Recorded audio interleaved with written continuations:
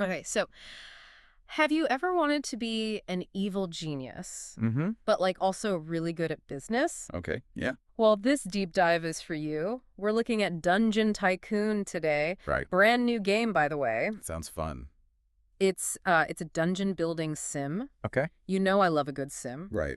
And this one, it's got all the tycoony stuff, but Yeah. instead of like a charming town, Mm-hmm. you're building a dungeon Right. for heroes to crawl through. So you're like the ultimate evil mastermind. Exactly. You're trying to, I don't know, extract as much gold from these adventurers as possible. I like it. But here's the thing. What's that?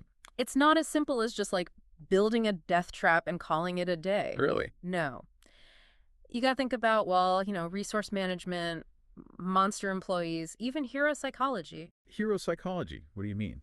Well, you got to keep those adventurers coming back for more. Right? Yeah, I see. So you can't just kill them outright. That's right. Otherwise, nobody's going to visit your dungeon. And then no gold. Exactly. And no evil plans for world domination, which, let's be honest, is the ultimate goal here, right? Of course. Of course. So to figure this all out, we're diving into a Let's Play by AppsByAaron. Ooh, I like him. He's pretty funny. Yeah. And he's also figuring out the game as he goes, so it's a good way to see what Dungeon Tycoon is all about. Yeah, that makes sense. So where should we start?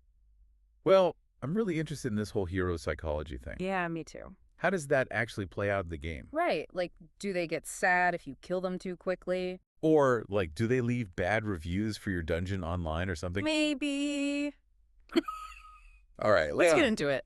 So it turns out there's this thing called the hero satisfaction system. Okay. And it's, like, actually a big deal. Really? Yeah. If your dungeon is too difficult, Mm-hmm. like if you're just wiping out heroes left and right, Right. they get unsatisfied. Thanks And for word spreads, Oh, so like bad reviews for your dungeon. basically. And then fewer heroes show up, Oh, no. which means less gold for you. So you can't just be like the most evil dungeon master ever. Well, you can, Okay. but it might hurt your bottom line. That's so interesting, though, Yeah. that they thought about that. It's a cool mechanic. It is. As a layer of strategy. So Totally. you got to find that balance. Yeah, between being evil and making money, Exactly. which I guess is a good problem to have. Right. If you're an evil dungeon overlord, I mean, So how do you even keep these heroes happy, aside from, not immediately killing them? well, there are a few things. Like what? Aaron was messing around with potions, Oh, right. selling them to the heroes. Smart. Yeah, got to replenish that health after battling monsters, Essential dungeon supplies. And then there's the treasure chests. Oh, yeah, he was really into those. Right, but here's the thing. What's that? You can actually lock them. What? Yeah. So the heroes can't even get the treasure? Go.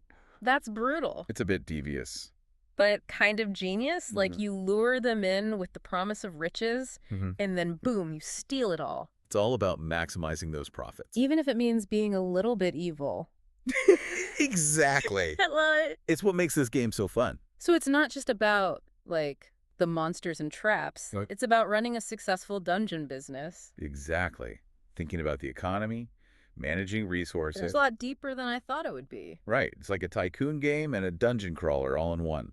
I'm kind of surprised by how much thought they put into this whole thing. Me too. I mean, they really considered all the angles. Yeah, they did. So we've got hero satisfaction, we've got monster management, we've got dungeon economics. It's a lot to juggle. It is. But that's part of the fun, right? Totally. But I do have one question. Go for it. What about, like, the actual look of the dungeon? Good point. Can you decorate it? Oh, yeah. For real? Yep. You can unlock all sorts of decorations, Okay. from spooky paintings to, well, dirt. Dirt, No. apparently. Like, just piles of dirt? I guess so, yeah. Yeah. All right. But hey, maybe you can make a spooky dirt pile. I mean, I guess you could. Get creative with it. True. True. But here's the thing about the decorations. Yeah. They actually affect hero satisfaction, too. No way. Yeah, it's true. So, like, if my dungeon's nicely decorated, Mm-hmm. the heroes are happier, Exactly. even though I'm, stealing all their treasure. Hey, it's all part of the dungeon experience. I guess so. It's all about creating the right atmosphere. So you're telling me I can't just have, like, bare walls and chains everywhere? Well, you could, the heroes might not like it very much. Right, right. They might leave a bad review. You know how it is. Yeah, these heroes and their dungeon reviews. You got to keep them happy. All right, I get it. Good, good. So aesthetics matter, even in a dungeon. Absolutely. You know, this whole game is just full of surprises. That it is. Who knew running a dungeon could be so nuanced? It's all about the detail. And here I thought it was just about being evil.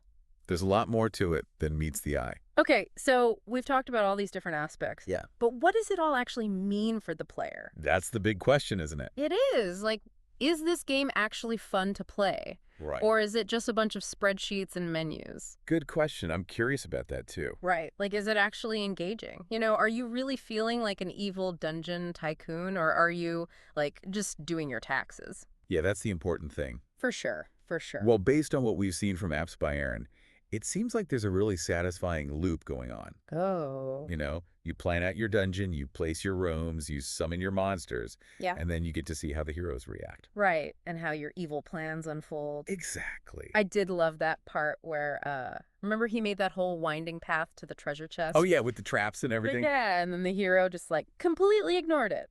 Totally went around. It was hilarious. That's also a good sign, right?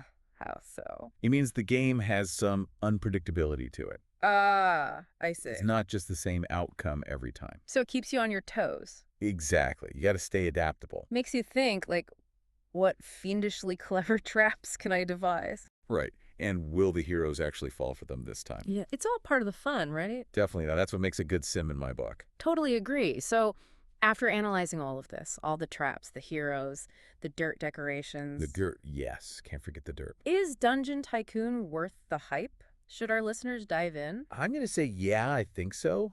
Really? Yeah, it's hitting all the right notes for me. You know, it's got that tycoon heart, the resource management, but it also has this really fun, mischievous twist. The evil factor. Exactly. And it seems like they really thought about the gameplay loop. Yeah, it's not just a shallow experience. No, not at all. There's depth here, strategy, a bit of dark humor. And who knows, maybe you'll be the one to finally achieve world domination through strategic dungeon management. Right.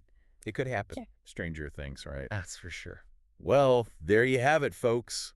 Our deep dive into Dungeon Tycoon. A wild ride, from treasure chests to hero psychology. If you're looking for a sim with a twist, this one's definitely worth checking out. Couldn't agree more. Until next time, happy gaming. Huh?